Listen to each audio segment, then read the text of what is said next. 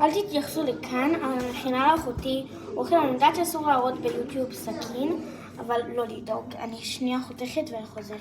אני חותכת את זה ככה סוג של האורך, ולא לרוחב, סליחה, ולא לאורך, כי כי זה כזה צריך להיות סוג של קטן.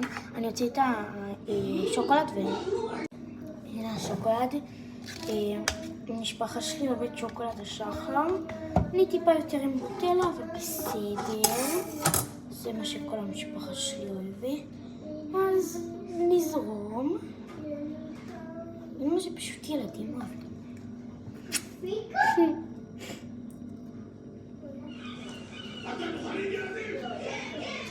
ככה אני עושה, ככה המשפחה שלי עושה.